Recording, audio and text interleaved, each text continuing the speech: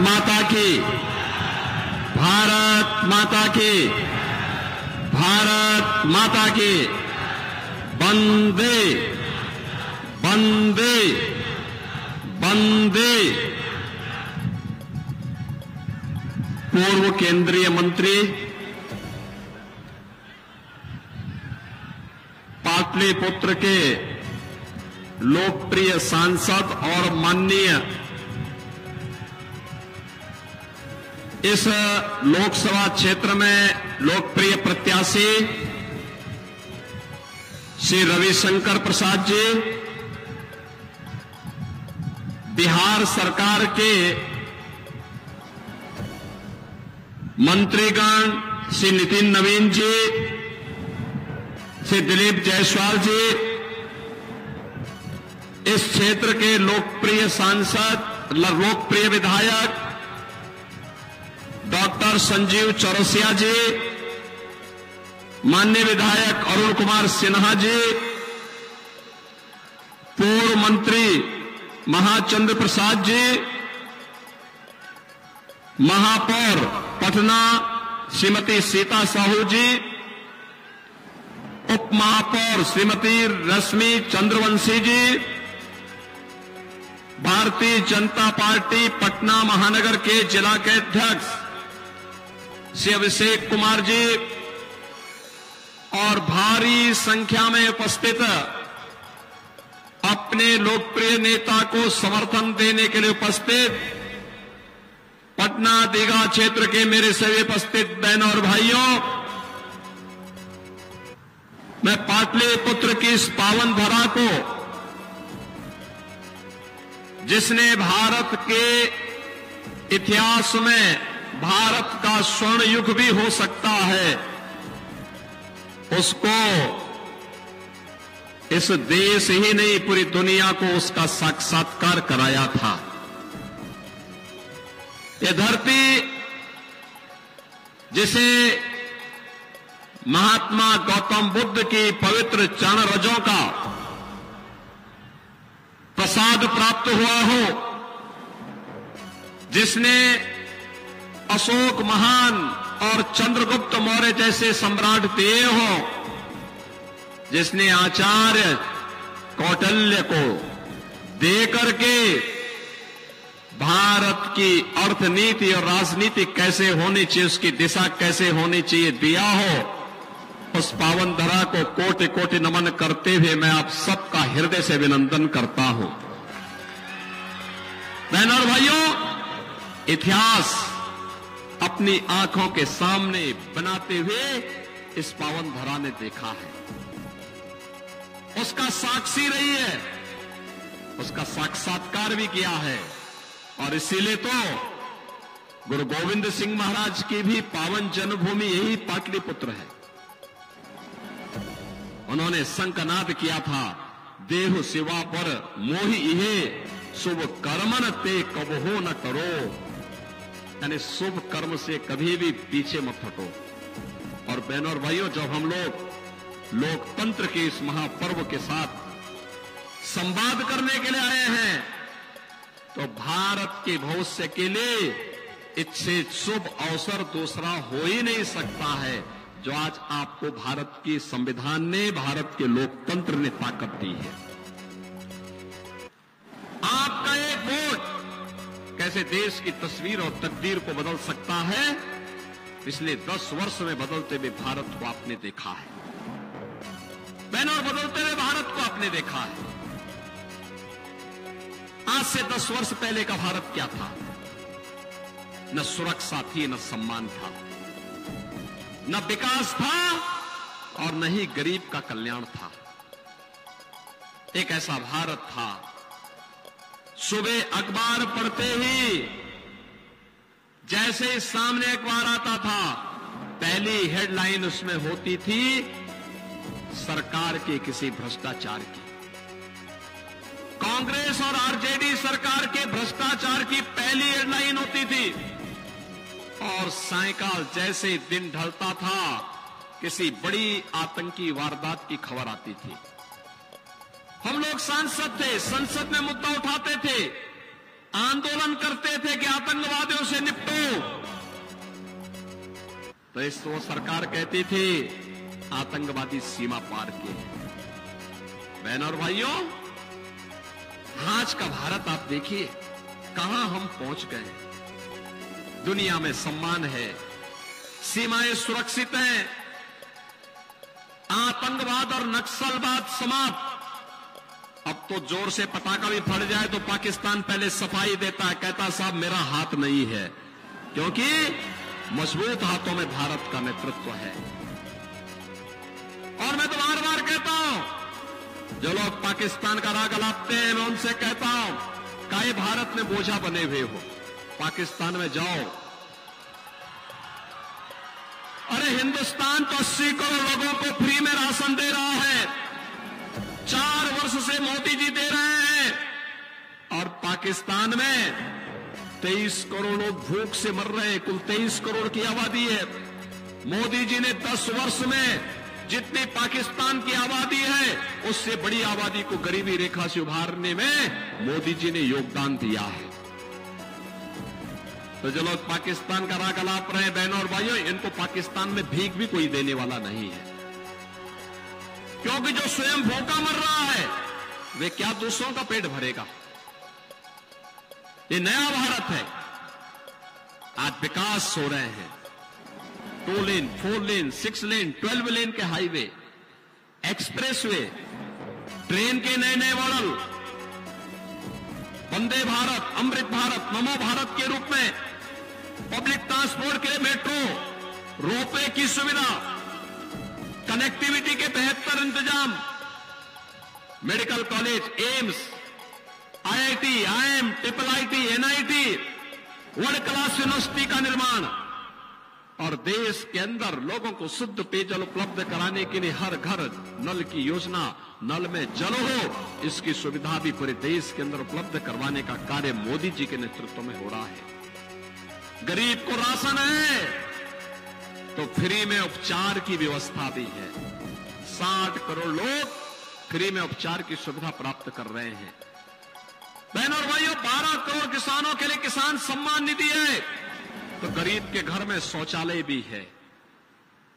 मोदी जी ने अयोध्या में रामलला को ही विराजमान नहीं किया है, 4 करोड़ गरीबों के भी मकान बनाए हैं। और मोदी जी की घोषणा है 4 जून को जब फिर एक बार मोदी सरकार बनेगी, तो मोदी सरकार बनते ही 70 वर्ष से ऊपर के प्रत्येक व्यक्ति को प्रतिवर्ष 5 लाख रुपए फ्री में उपचार के लिए उपलब्ध करवाने का काम करेंगे। कोई भी व्यक्ति हो, उसकी जाति, मत, मजहब से कोई मतलब नहीं, वह 70 वर्ष का है, उसको सुविधा मिलेगी। जितने बचे हुए गरीब हैं उनके मकान मिलेंगे। ग्रामीण क्षेत्र में प्रधानमंत्री आवास के जो मानक है वह उस रूप में, शहरी क्षेत्र में जिसके पास जमीन है, जर्जर मकान है, कच्चा मकान है, वही उसकी पात्रता की शर्त है, उसको भी एक एक मकान मिल जाएगा। बहनों और भाइयों, आपने देखा विरासत भी है, विकास भी है, सुरक्षा है, सम्मान भी है, और शासन की संवेदना है तो गरीब कल्याण भी है। मोदी जी के नेतृत्व में बदलता हुआ भारत हम सब ने अपनी आंखों से देखा है। बहनों और भाइयों, लोकसभा चुनाव के अंतिम चरण में आपको मतदान करना है। मतदान 6 चरणों के पूरे हो चुके हैं। इन 6 चरणों में देश के अलग अलग राज्यों में मुझे जाने का अवसर प्राप्त हुआ। अलग अलग राज्यों में गया, उत्तर, दक्षिण, पूरब, पश्चिम, चारों ओर एक ही नारा, एक ही संकल्प, लोगों के मन में एक ही स्वर गूंज रहा है। चारों ओर लोग एक ही बात कहते हैं, वह नारा है फिर एक बार, फिर एक बार, फिर एक बार, और अब की बार 400 पार। 400 पार का नारा सुनते ही कांग्रेस और आरजेडी के गठबंधन को चक्कर आने लगता है, क्योंकि दोनों भी मिलकर के 400 सीटों पे नहीं लड़े। वे कहते हैं कैसे होगा, तो जनता ही जनार्दन की भूमिका में जवाब देती है, कहती है जो राम को लाए हैं हम उनको लाएंगे। क्यों? पटना भी साथ है ना, पटना भी साथ है ना, और आपको तो और ज्यादा साथ होना है। इसलिए होना है भगवान राम लला के वकील कोई और नहीं, आपका सांसद है रविशंकर प्रसाद। रविशंकर प्रसाद जी वकील हैं।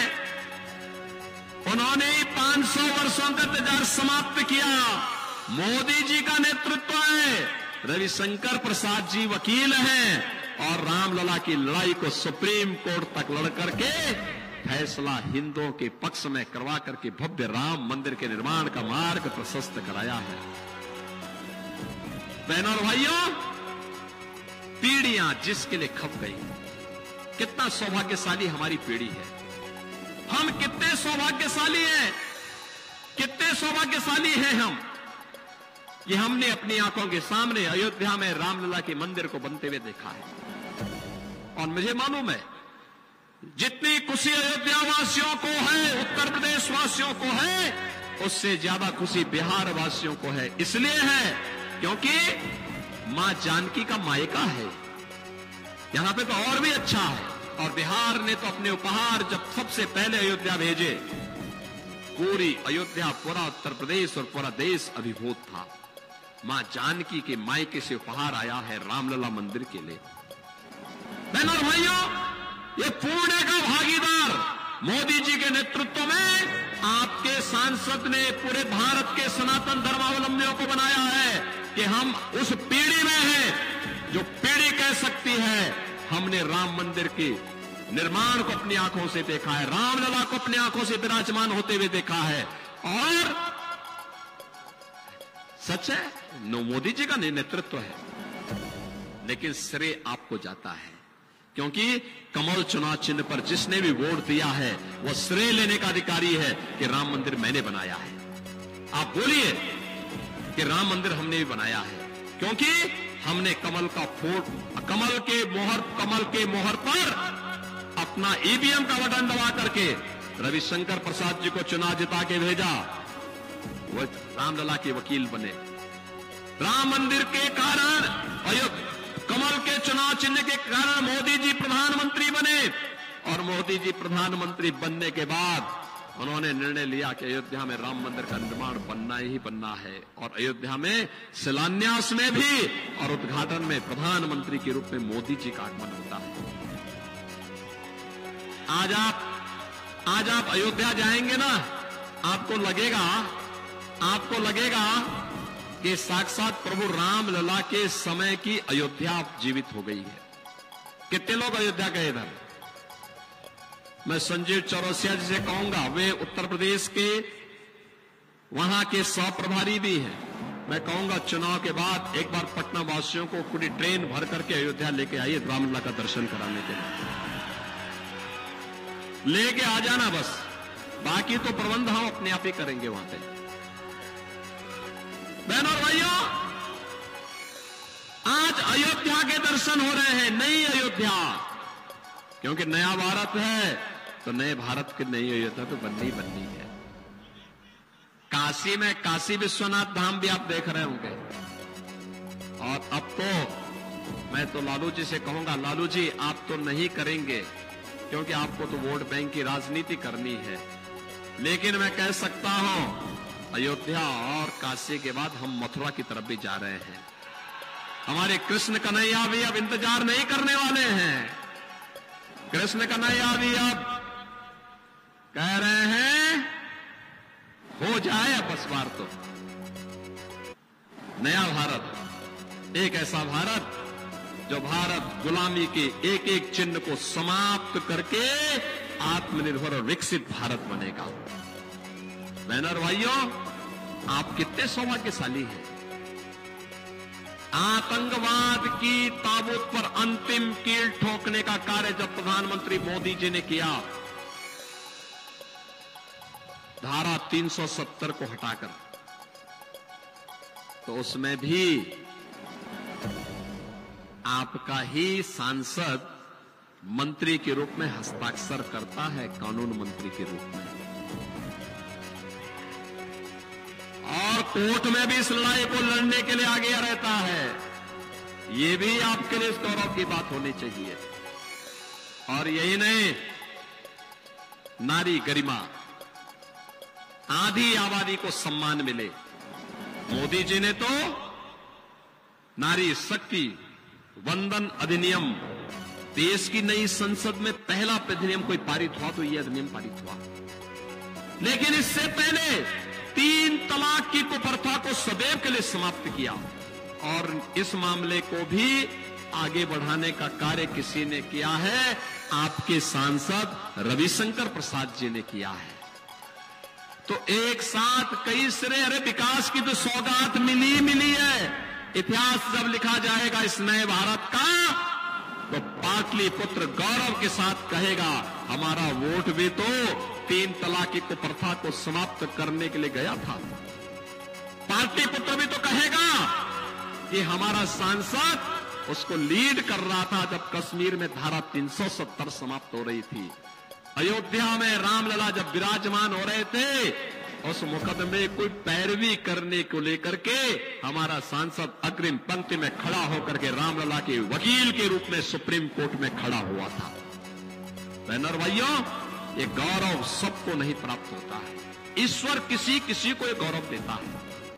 और इसीलिए मैं आज आपके पास आया हूं। ये नया भारत मोदी जी के नेतृत्व में, और मोदी जी ने तो घोषणा की है, हम तीसरी बार आपसे समर्थन इसलिए मांगना चाहते हैं क्योंकि अगले 3 वर्ष में भारत को दुनिया की तीसरी अर्थव्यवस्था बनाने के लिए आपसे मोदी जी समर्थन मांग रहे हैं। 2047 में भारत दुनिया की एक महाशक्ति हो, आत्मनिर्भर और विकसित भारत के लिए आपसे समर्थन मांग रहे हैं। मैं पूछना चाहता हूं, कांग्रेस और आरजेडी का जो गठबंधन, चुनावी गठबंधन किया है, इनके लिए सत्ता किसके लिए चाहिए? क्या ये देश के लिए, आत्मनिर्भर भारत के लिए लड़ेंगे क्या? नहीं, ये अपने परिवार के लिए काम करेंगे, अपने परिवार का पेट भरेंगे। ये चुनाव मोदी जी के लिए, रविशंकर प्रसाद जी के लिए चुनाव देश के लिए चुनाव है, देश के निर्माण के लिए है, आपकी पीढ़ी को बनाने के लिए है, आने वाली पीढ़ी के भविष्य को उज्जवल बनाने का चुनाव है। और कांग्रेस और आरजेडी के लिए चुनाव अपने परिवार के लिए है। याद करिए, देश में जब भी संकट आता है, भाई बहन की जोड़ी तो देश छोड़ करके चली जाती है ना। कोरोना कालखंड में क्या इन भाई बहन की जोड़ी को आपने देखा था क्या? देखा था क्या? आपने आरजेडी के नेताओं को सड़क पे देखा था क्या? सेवाई संगठन है, यह काम केवल भाजपा के लोग कर रहे थे, आरएसएस के लोग कर रहे थे, बाकी किसी का पता नहीं था।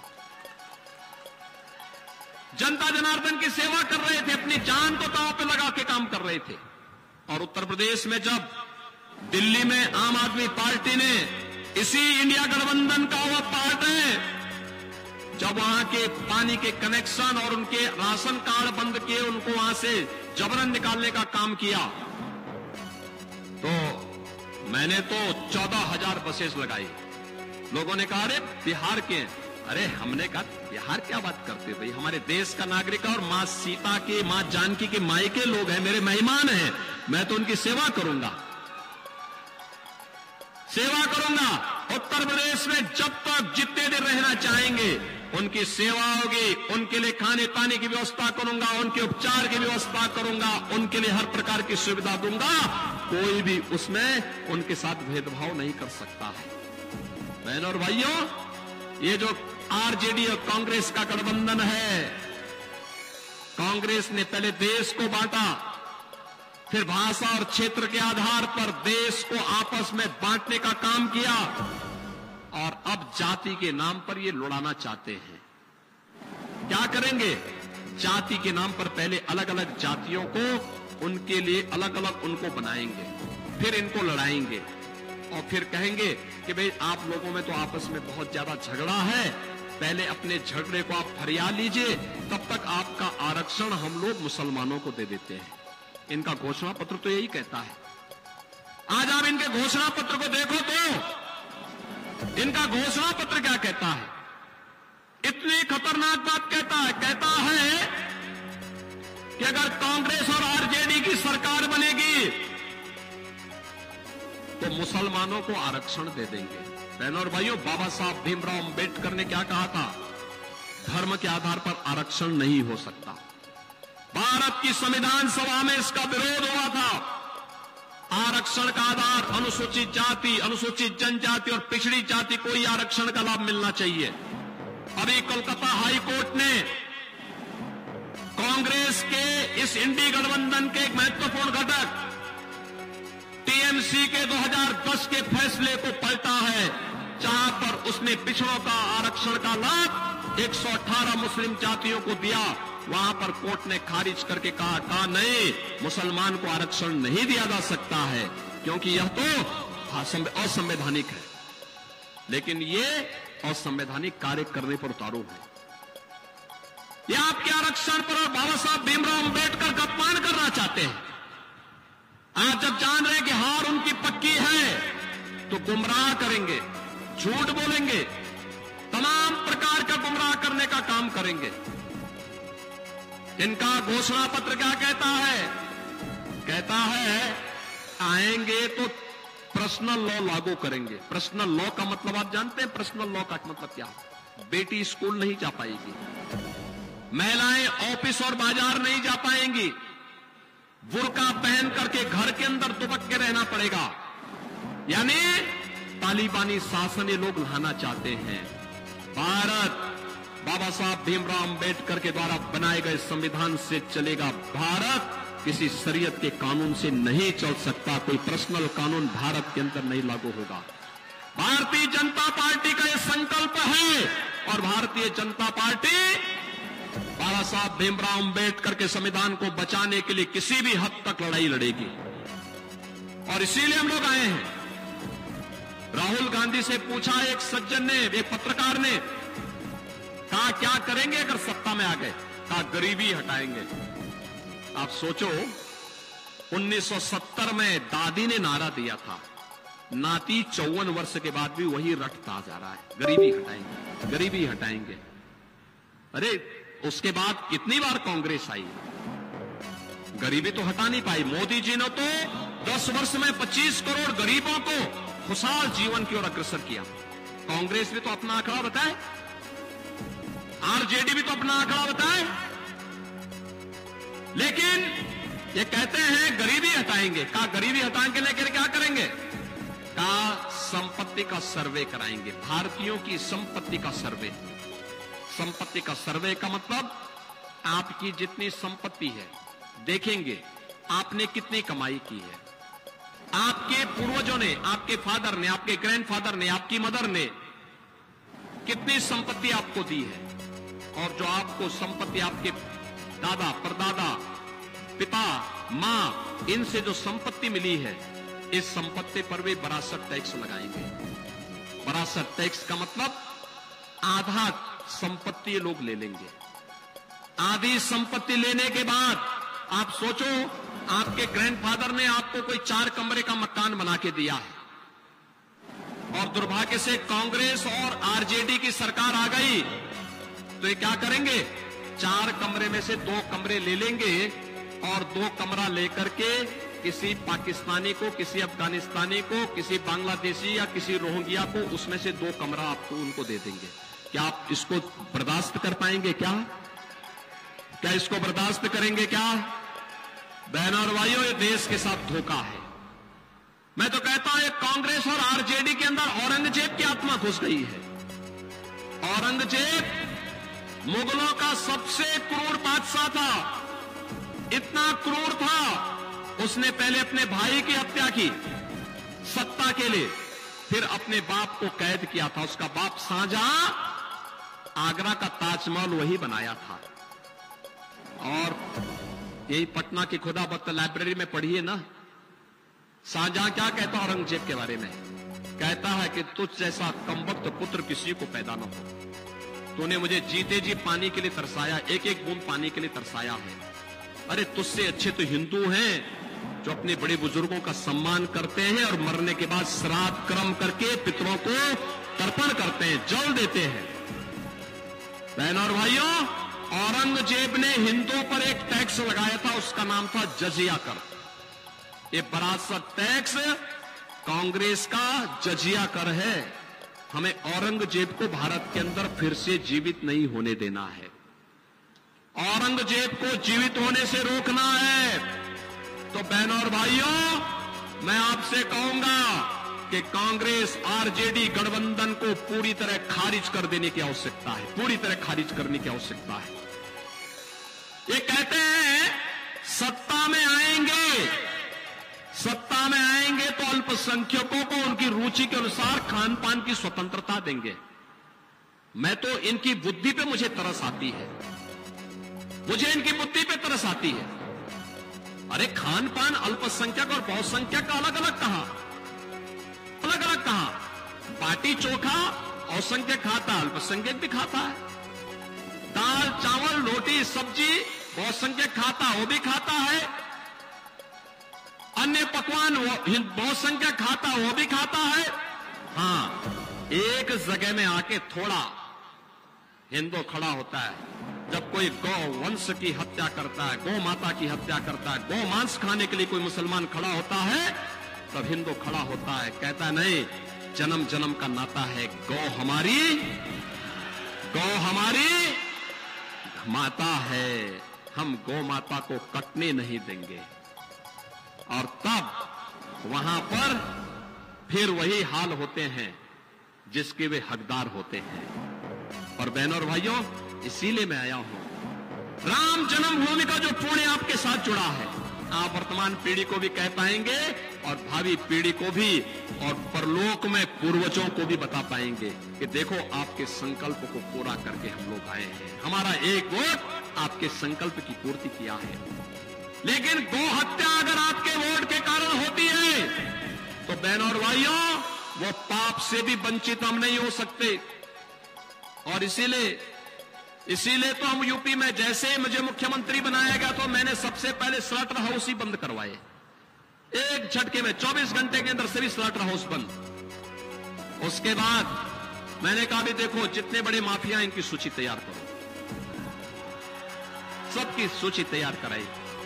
और मैंने उनसे कहा तुमने जितने गरीबों की जमीन को, व्यापारियों की जमीन को कब्जा किया है, अगले 12 घंटे के अंदर खाली कर दो और माफी मांग लेना। नहीं मानोगे तो तुम्हें जेल तो नहीं मिलेगी, जहन्नुम में जरूर पहुंचाऊंगा। और बहनों और भाई, आज देखते होंगे जो बड़े बड़े माफिया थे ना पहले वहां के, जो सत्ता जिनके सामने झुकती थी, जिनके सामने गिड़गिड़ाती थी, जिनके सामने सारे प्रोटोकॉल जिन माफियाओं के सामने समाप्त हो जाते थे, माफिया का काफिला चल रहा है तो पता लगा मुख्यमंत्री और राज्यपाल का काफिला रुक गया। जिनकी इतनी दहशत हुआ करती थी यूपी में, आज जब उनको पकड़ करके लाया जाता, उनकी पैंट पहले गीली हो जाती है कोर्ट में, गले में तख्ती लटका के भीख मांगते, कहते साहब थैली लगा के पेट भर दूंगा, बस बकस दो, एक बार जान बकस दो। मैं कहता हूं देखो, तुमने न जाने कितने गरीबों को मारा है, कितने निर्दोषों को मारा है। अरे तुम्हें वैसे भी जहन्नुम में जाना है, समय रहते चले जाओगे तो ठीक रहेगा। और बहनों और भाइयों, आज आप देखते होंगे उत्तर प्रदेश अतिक्रमण से मुक्त, कर्फ्यू से मुक्त, दंगों से मुक्त। कोई दंगा सुना यूपी में? हो ही नहीं सकता, हो ही नहीं सकता। कर्फ्यू का नाम यूपी में लोग भूल जाएंगे अगले 2-3 वर्षों में। और बहनों और भाइयों, बाकी जो बचा हुआ था वह काम बुलडोजर ने पूरा वहां कर दिया है। और इसीलिए मैं आया हूं आपसे कहने के लिए, ये बिहार के नाम को बदनाम करने वाली आरजेडी और कांग्रेस, जिसने हमारे बिहार के प्रतिभावान युवाओं के सामने पहचान का संकट खड़ा किया था, मुझे तरस आती है। देश को नेतृत्व देने वाला बिहार, ये आरजेडी और कांग्रेस ने कहां पहुंचा दिया था। पहचान का संकट आ गया था बिहार के सामने। बिहार का हमारा नौजवान अपनी पहचान छुपाता था। मैं देखता था पूर्वी दिल्ली में मैं देखता था, गोरखपुर में, वाराणसी में मैं देखता था। पूछता था मैं कहां से, भाई यही कि मेरे अपने किसी रिश्तेदार का नाम बताने के लिए मजबूर होता था। मैं कहता था यार बिहार के हो, क्यों नहीं बोलते बिहार के हैं? बोलो ये बिहार में हमें गौरव की अनुभूति होनी चाहिए। हम बिहार से क्यों, बिहार तो देश को नेतृत्व दिया है, भारत के इतिहास का स्वर्ण युग बिहार ने दिया है, यही पाटलिपुत्र ने दिया है। क्यों हम बिहार के नाम से संकोच करते हैं? लेकिन ये आरजेडी और ये कांग्रेस बिहार के नाम को डुबोने वाली पार्टियां हैं। और जिसने हमारे सामने पहचान का संकट खड़ा किया हो, जिसने माफियाओं को अपने गले का हार बनाया हो, जिन्होंने यहां की बेटी और यहां के व्यापारियों के सामने सुरक्षा का संकट खड़ा किया हो, और जिन्होंने आज भी रामद्रोही होने का अपनी पहचान समाप्त नहीं कर पाए हैं, ऐसे लोग नहीं आने चाहिए। बहनों और भाइयों, ऐसे लोग कतई सत्ता में नहीं आने चाहिए, कतई नहीं आने चाहिए। उनको वोट भी नहीं देना चाहिए। और मैं तो आपको बता रहा हूं, मैं देखो, भगवान राम ने स्वयं भी कहा, एक बात कही, एक चौपाई तुलसीदास जी ने लिखी। उन्होंने क्या लिखी? उन्होंने कहा, शिवद्रोही मम दास कहावा, सो नर मोहि सपनेऊ नहीं पावा। उन्होंने कहा कि अगर कोई शिवद्रोही मेरा भक्त कहलाना चाहता है, वह सपने में भी यह कल्पना न करे। और यहां तो आपके साथ सीधे सीधे रविशंकर हैं।